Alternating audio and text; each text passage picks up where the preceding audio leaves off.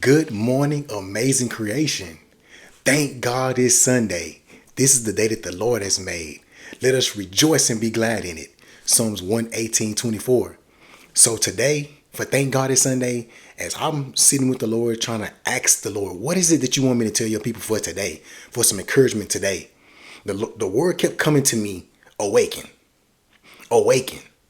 And so as I begin to ask God, okay, God, what is it you want me to address when it comes to awaken? God said, no, it's time for what I've placed inside of each and every last one of you to awaken. What is it that God has placed in you that you've let die? What is it that God has placed inside of you that you have not activated yet?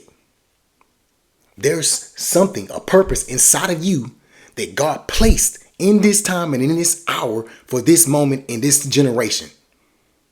And so what I'm encouraging you today is to awaken. For those spiritual warriors out there, it's time to awaken. For those entrepreneurs that happen to be believers in Christ, it's time to awaken.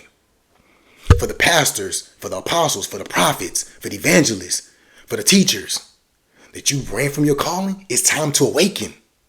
God is saying this is the hour, this is the time to awaken.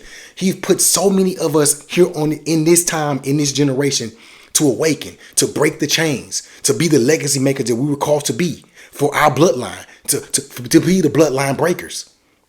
And so my message today for you all is to awaken. Wake up. Stop sleeping. Because there is war. And there is a purpose and a plan that God has for you here on this earth. And when I say war, we're not talking about a physical war. We're talking about a spiritual war. Because Paul told us in Ephesians 6, he said it. He said we're not fighting against flesh and blood, but against principalities, powers, and authorities, rulers in dark places. So again, I challenge you. I'm speaking to your human spirit. It's time to awaken. That's all I got for today on Thank God It's Sunday, y'all. See you next time.